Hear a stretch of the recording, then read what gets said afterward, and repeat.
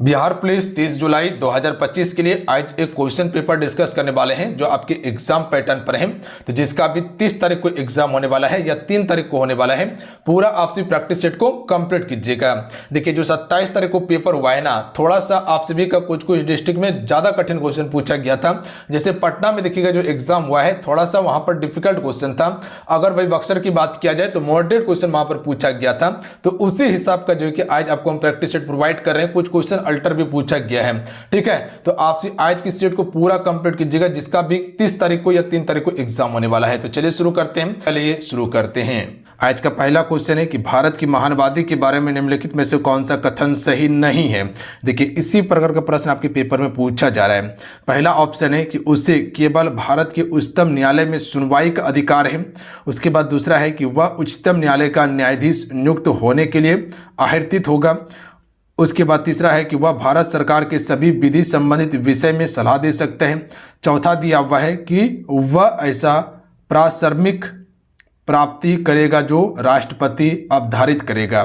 तो इसमें कौन सा कथन गलत है, इसके बारे में ऑप्शन नंबर ए वाला गलत है कि उसे केवल भारत के उच्चतम न्यायालय में सुनवाई का अधिकार है। ये गलत है, ध्यान दीजिएगा। सिर्फ उच्चतम न्यायालय में ही नहीं है इसकी सुनवाई का अधिकार, तो ये आपका गलत हो जाएगा। बाकी बात सभी सही है। निम्नलिखित में से कौन सा मूल अधिकार का भाषा नहीं है, सॉरी भाग नहीं है, भाषा नहीं, भाग नहीं है मूल अधिकार का।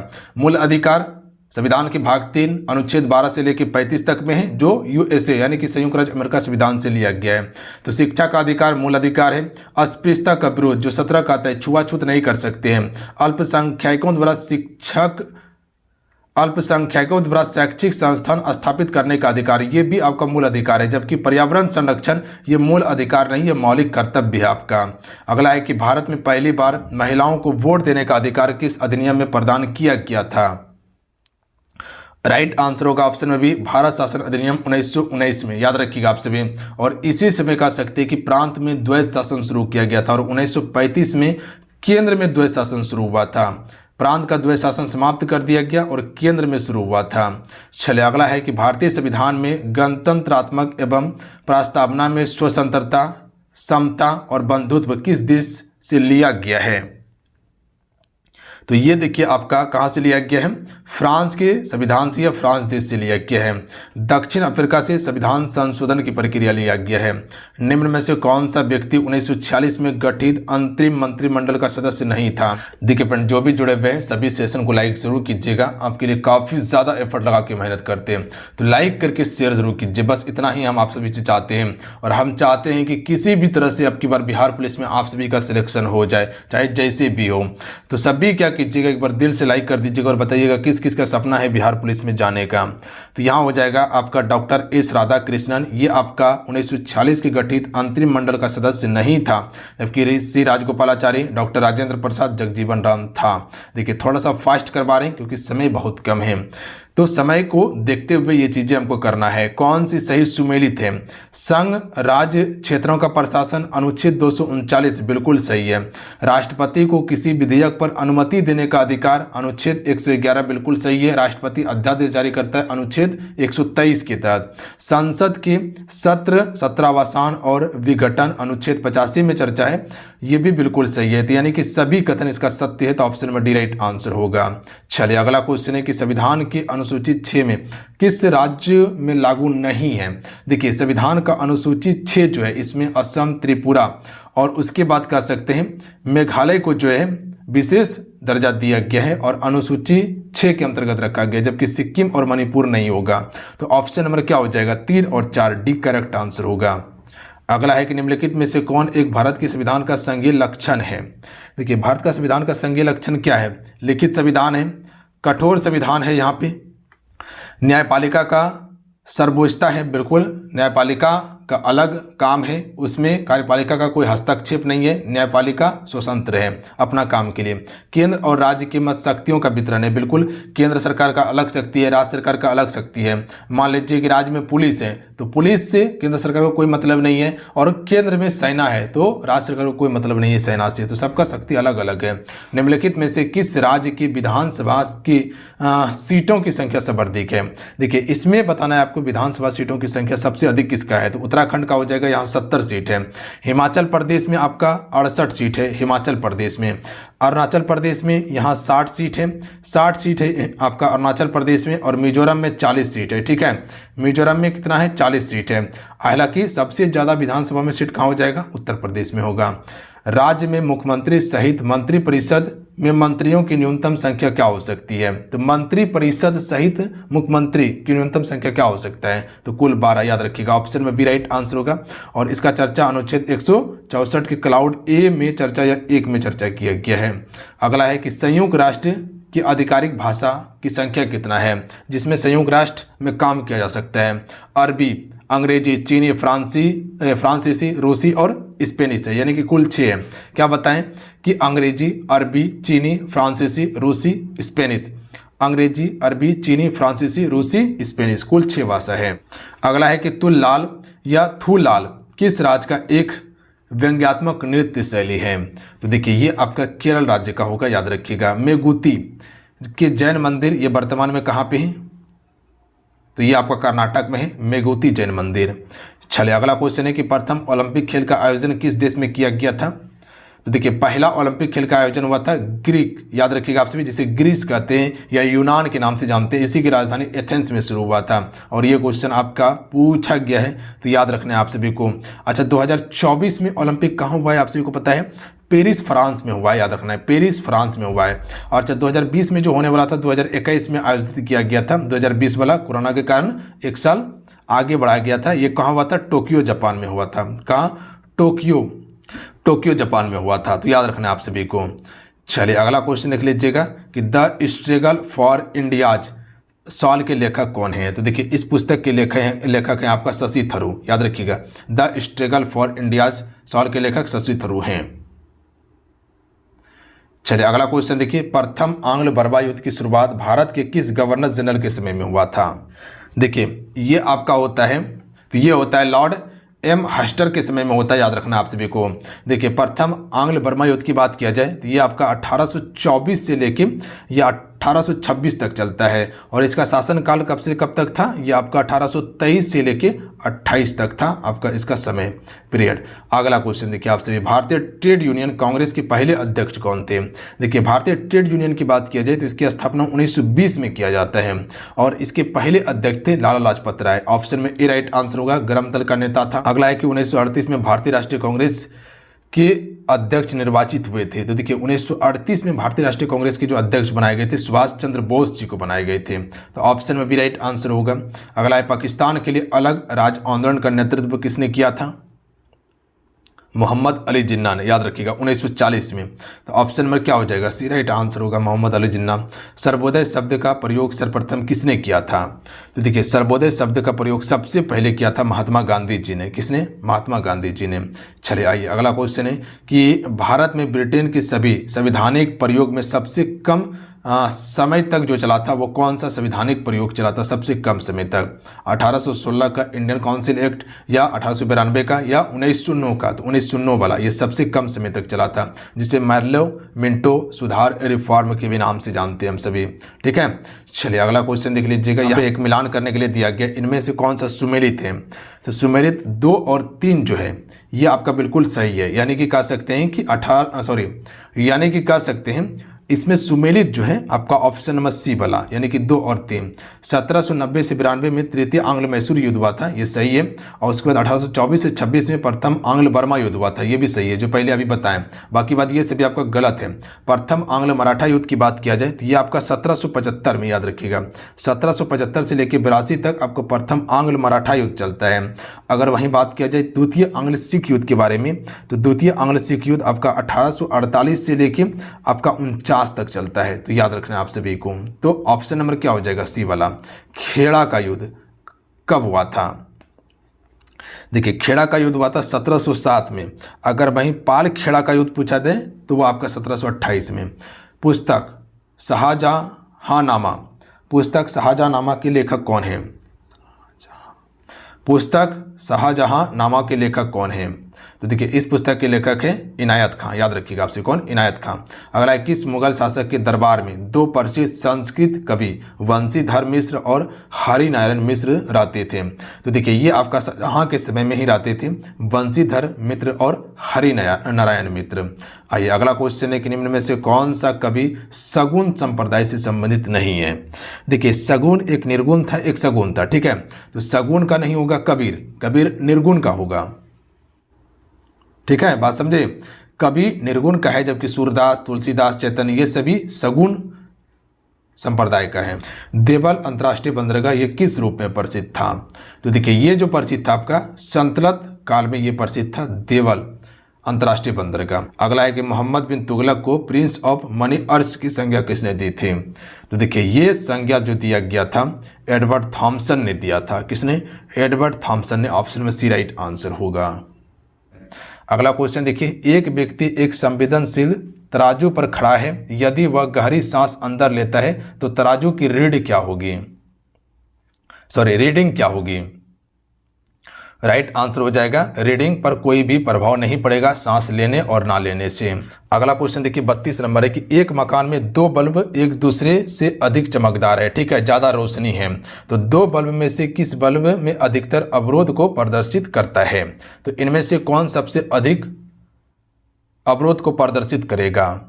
राइट आंसर हो जाएगा मंद रोशनी वाला बल्ब, यह अवरोध को ज़्यादा प्रदर्शित करेगा। जो मंद रोशनी का है, जो तेज है, वो नहीं करेगा। अगला क्वेश्चन देखिए, जेट यानी कि हवाई जहाज यान जो होता है नीचे के क्षोभ मंडल के बाद जो समताप मंडल होता है, जिसे हम सभी स्ट्रेटोस्फीयर कहते हैं, यहाँ पर बड़ी सरलता यानी कि आसानी से उड़ता है, इसकी क्या निर्दिष्ट व्याख्या हो सकती है?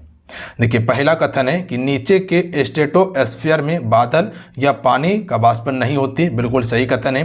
दूसरा है कि नीचे के स्ट्रेटोस्फीयर में लंबी रूप से हवाएं नहीं चलती, ये भी सही है। तो option number D right answer होगा। यहाँ पर समान तापमान होता है, कोई भी बादल ना चमकना ना गरजना कोई घटना नहीं होता है, वो सभी घटना क्षोभ मंडल में देखने के लिए मिलता है। ट्रैफिक सिग्नल में लाल प्रकाश प्रयुक्त होता है क्योंकि? देखिए लाल प्रकाश का प्रयोग करते हैं क्योंकि लाल प्रकाश का तरंगदैर्घ्य क्या होता है? ज़्यादा होता है। तो बी राइट आंसर होगा। इसकी तरंगदैर्घ्य सबसे लंबी होती है, सर्वाधिक होती है, जिसके कारण से इसको हम दूर से भी देख पाते हैं। बैगनी का तरंगदैर्घ्य सबसे कम होता है, बैगनी का परिकिरण ज़्यादा होता है। किसी टीवी सेट को चलाने के लिए रिमोट नियंत्रण इकाई द्वारा निम्नलिखित में से किसका प्रयोग किया जाता है?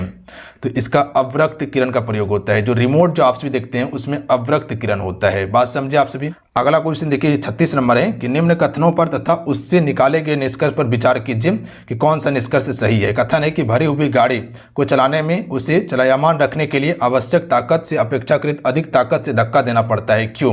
क्योंकि आपको पता है कि जब गाड़ी खड़ी रहती है तो उस समय घर्षण बल काम करता है, और जैसे गाड़ी चल जाएगा तो घर्षण बल कम हो जाएगा। तो जब तक गाड़ी खड़ी है तो उसको धकेलने के लिए ज़्यादा ताकत लगाना पड़ता है, और वहीं गाड़ी एक बार चल जाए तो घर्षण बल कम होगा तो कम ताकत लगता है। तो ऑप्शन में ए राइट आंसर होगा। चलिए आइए अगला क्वेश्चन देखिए, अपने कक्षा में एक उपग्रह पृथ्वी का चक्कर लगा रहता है, वह ऐसा निम्नलिखित में से किसके कारण से करता है? तो ये आपका केंद्रीय विमुखी बल के कारण करता है। ऑप्शन में ए करेक्ट आंसर होगा। चलिए आइए अगला क्वेश्चन देखिए। अगला क्वेश्चन देखिए, एक वस्तु को दो समांतर समतल दर्पण के बीच अगर रखी जाती है तो इसका प्रतिबिंब क्या होगा? देखिए जब भी समतल दर्पण की बात किया जाए ना तो प्रतिबिंब यहाँ पर अनंत बनेगा समतल दर्पण पर। अगला है कि सोनार में निम्नलिखित में से क्या उपयोग होता है? तो पराश्रव तरंग का उपयोग होता है। पराश्रव तरंग की ही सहायता से चमगादड़ रात्र में अपना स्थान या पता कर पाता है, रात में उड़ पाता है। पराश्रव तरंग की मदद से ही कोई भी चीज कह सकते हैं कि समुद्र में डूबा हुआ है तो उसका पता लगाया जाता है। दूरसंचार के लिए प्रयुक्त तरंग कौन सा है? माइक्रोवेव का प्रयोग किया जाता है। चलिए अगला क्वेश्चन है, हाल ही में चर्चा में रहा EFTA क्या है? तो देखिए EFTA जो है ये आपका एक व्यापारिक संगठन है, याद रखिएगा आप सभी, क्या है? व्यापारिक संगठन है। चलिए अगला प्रश्न देखिए फ्रेंड, क्वेश्चन नंबर 42 है, सूर्यास्त तथा सूर्य उदय के समय सूर्य लाल रंग होने का कारण क्या है? आसान प्रश्न है, आराम से आंसर कर सकते हैं। तो बी राइट आंसर हो जाएगा, बी राइट आंसर होगा, प्रकाश के परिकिरण के कारण हमें लाल दिखाई पड़ता है। ठीक है, अगला क्वेश्चन देखिए, खारे पानी को शुद्ध पानी में परिवर्तित करने की प्रक्रिया को क्या कहते हैं? तो इसे हम सभी उत्क्रम प्रासरण के नाम से जानते हैं। क्या कहते हैं इसको? उत्क्रम प्रासरण कहते हैं। चलिए अगला क्वेश्चन देखिए, भोपाल गैस त्रासदी एक मानव त्रासदी थी, इसमें कौन सा रसायन का रिसाव हुआ था? मिथाइल आइसोसाइनाइड का रिसाव हुआ था। यानी कि हम ये कह सकते हैं कि MIC का रिसाव हुआ था 1984 में। चलिए अगला क्वेश्चन है कि निम्नलिखित में से कौन सा रसायन कृत्रिम वर्षा में प्रयुक्त होता है, यानी कि प्रयोग करते हैं? सिल्वर आयोडाइड का प्रयोग करते हैं कृत्रिम वर्षा में। याद रहेगा आप सभी को, किसका प्रयोग करते हैं? बिल्कुल सिल्वर आयोडाइड का। चलिए अगला है, वनस्पति तेल से वनस्पति घी बनाने में प्रयुक्त गैस कौन सा है? तो देखिए इसमें हाइड्रोजन गैस का प्रयोग किया जाता है। चलिए अगला क्वेश्चन देखिए आप सभी, अंगुलियों के निशान की बहुरंगीय सतह पर उभरण करने हेतु निम्नलिखित में से किसका प्रयोग करते हैं? जो उंगली का जो निशान होता है इसमें बहुरंगी का उभरण करने के लिए किसका प्रयोग करते हैं हम सभी? तो इसमें फ्लोरोसेंट पाउडर का प्रयोग करते हैं, याद रखिएगा फ्लोरोसेंट पाउडर का। चलिए अगला क्वेश्चन देखिए फ्रेंड आपसे, क्वेश्चन नंबर 48 है कि लिक्विड पेट्रोलियम गैस जैसे LPG कहा जाता है, ये मुख्य अवयव किसका होता है? तो इसमें क्या रहता है? इथेन, प्रोपेन और ब्यूटेन रहता है, याद रखिएगा इथेन, प्रोपेन और ब्यूटेन रहता है। चलिए अगला क्वेश्चन देखिए आप सभी कि DPT का टीका निम्नलिखित में से किससे सुरक्षा के लिए दिया जाता है? देखिए अगर DPT टीका की बात किया जाए तो ये आपका किसके लक्षण में होता है? डिफिथेरिया, कुकुर खांसी और टेटनस, याद रखिएगा आप सभी डिफिथेरिया, कुकुर खांसी और टेटनस में। अगला है national bureau of plant genetics resource जो है ये कहाँ स्थित है? करेक्ट आंसर हो जाएगा नई दिल्ली में। चलिए अगला क्वेश्चन देखिए फ्रेंड, क्वेश्चन नंबर 51 है कि शरीर के जोड़ों में गठिया रोग जो होता है निम्नलिखित में से ये किसके जमाव के कारण होता है? ऑर्थराइटिस जो होता है ये किसके जमाव के कारण होता है? तो ए राइट आंसर होगा, यूरिया के जमाव के कारण होता है। और यूरिया कहाँ बनता है? यकृत में बनता है। चलिए भारतीय संविधान सभा के उद्घाटन अधिवेशन की अध्यक्षता किसने की थी? तो आसान प्रश्न है, आराम से आंसर कर सकते हैं। डॉक्टर सच्चिदानंद सिन्हा ने, जो कि 9 दिसंबर 1946 को जो पहला बैठक होता है इसमें अस्थायी अध्यक्ष बनाया जाता है, और 11 दिसंबर को जो बैठक होता है दूसरा वाला, इसमें अस्थायी अध्यक्ष डॉक्टर राजेंद्र प्रसाद को बनाया जाता है। चलिए अगला है, भारतीय राज्य व्यवस्था में निम्नलिखित में से कौन सर्वोच्च है?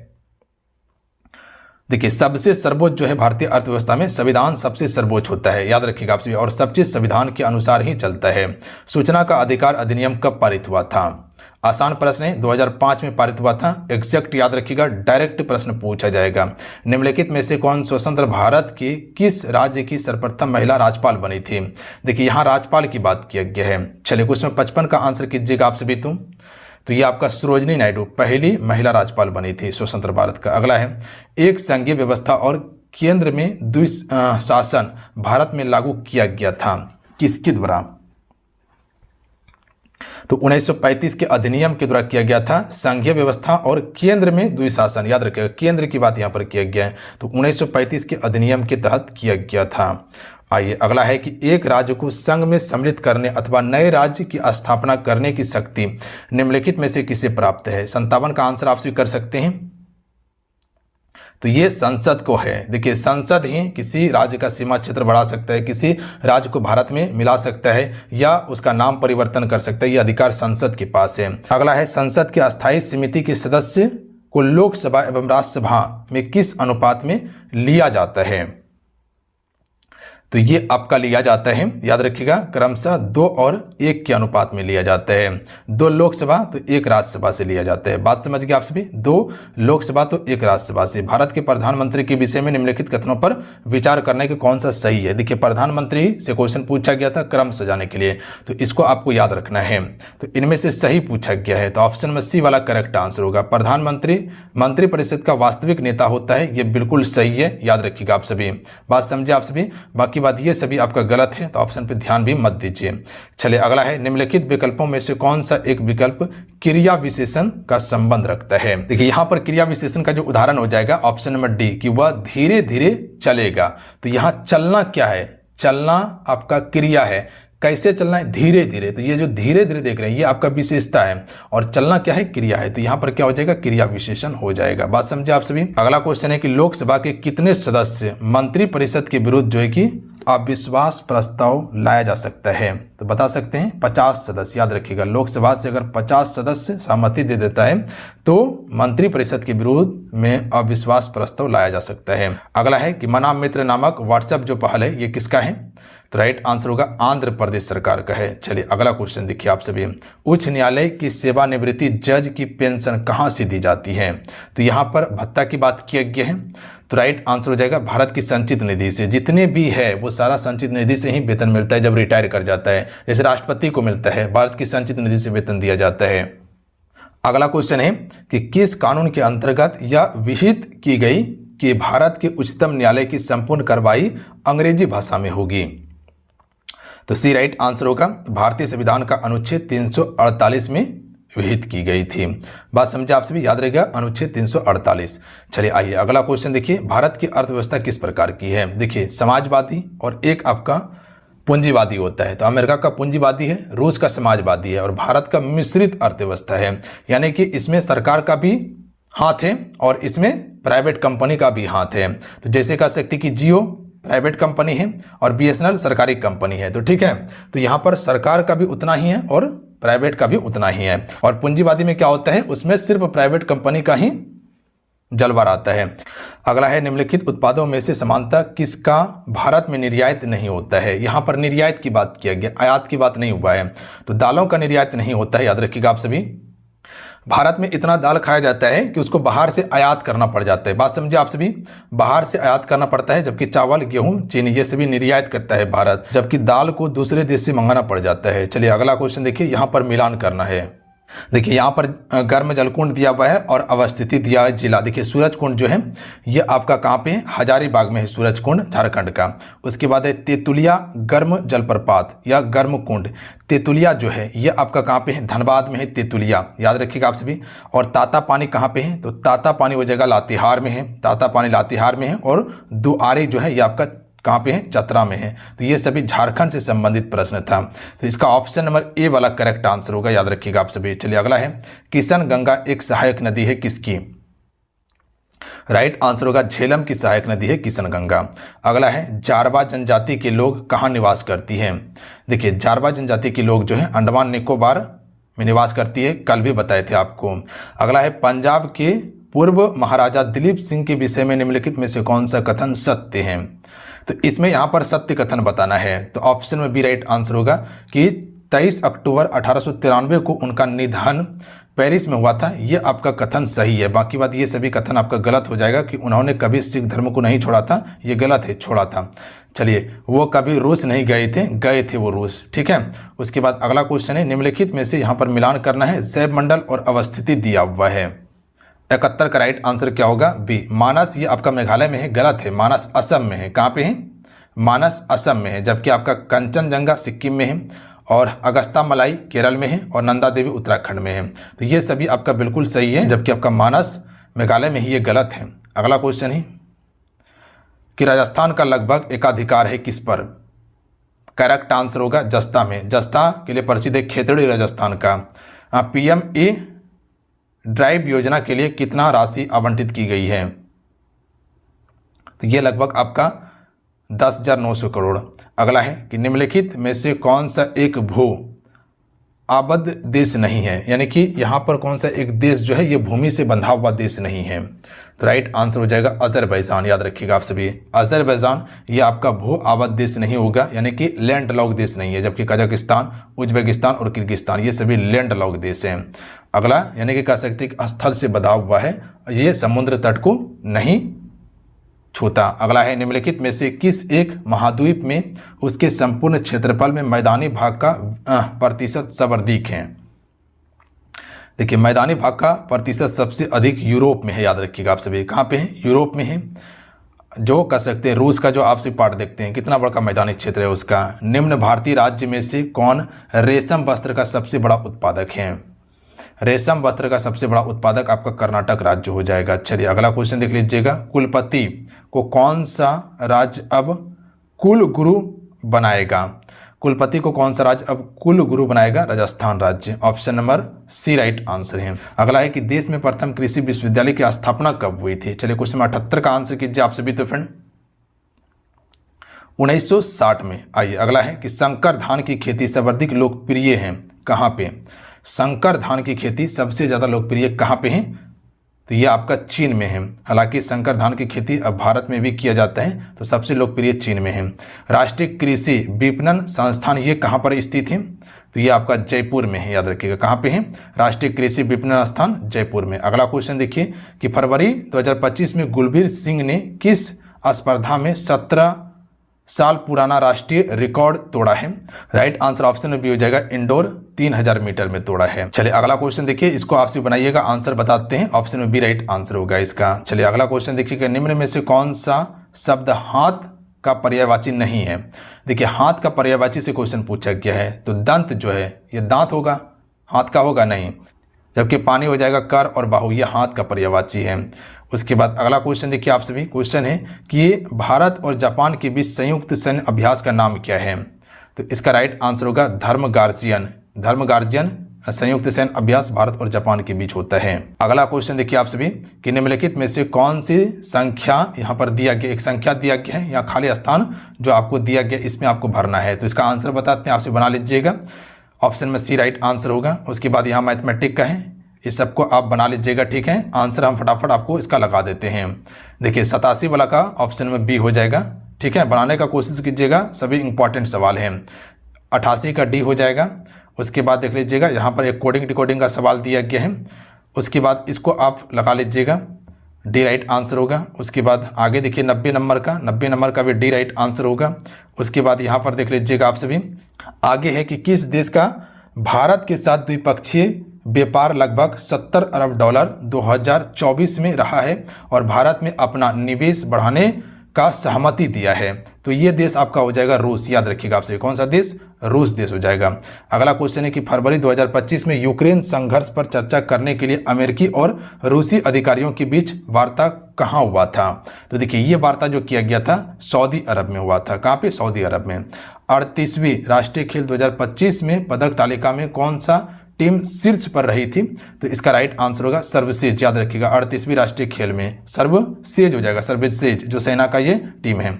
अगला है कि किस देश के वैज्ञानिक दुनिया का सबसे बड़ा घोस्ट पार्टिकल डिटेक्टर ट्राइडेट बना रहा है? तो ये कौन सा देश बना रहा है? आपका चीन बना रहा है, याद रखिएगा। कौन सा देश? चीन। अगला है हाल ही में अमेरिका के राष्ट्रपति डोनाल्ड ट्रंप ने नासा का प्रमुख जो चुना है वो किसे चुना है? तो ये चुना गया जेरेड इसैकमैन को चुना गया है। आइए अगला क्वेश्चन देख लीजिएगा आप सभी। क्वेश्चन है कि सैन्य अभ्यास हरिमो शक्ति 2024 किन दो देशों के बीच में हुआ है? हरिमो, तो देखिए ये आपका हुआ है भारत और मलेशिया के बीच में, हरिमो भारत और मलेशिया के बीच में। अगला है कौन सा आयोजन मानव इतिहास में किसी भी धार्मिक, सांस्कृतिक या सामाजिक आयोजन के लिए सबसे बड़ी आयोजन को चिन्हित करता है? तो सबसे बड़ी आयोजन को चिन्हित करता है प्रयागराज का महाकुंभ, याद रखिएगा। अगला क्वेश्चन है कि 2024 भ्रष्टाचार धारणा सूचकांक यानी कि CPI में 180 देशों में से रैंकिंग क्या है भारत की? यहाँ भ्रष्टाचार सूचकांक में बताना है। तो ये आपका 96वां रैंकिंग है। अगला है कि संविधान के किस अनुच्छेद के तहत 13 फरवरी 2025 को मणिपुर में राष्ट्रपति शासन लगाया गया था? तो ये आपका अनुच्छेद 356 के तहत लगाया जाता है राष्ट्रपति शासन, याद रखिएगा आप सभी। और कौन लगाता है? राष्ट्रपति लगाता है। तो चलिए आज कितना ही, आज के सेशन में पूरा आपको हम 100 क्वेश्चन कंप्लीट किए हैं। जाते जाते आपसे वीडियो को लाइक करके शेयर कर दीजिएगा। आप सभी से रिक्वेस्ट करेंगे लाइक करके शेयर कर लीजिएगा।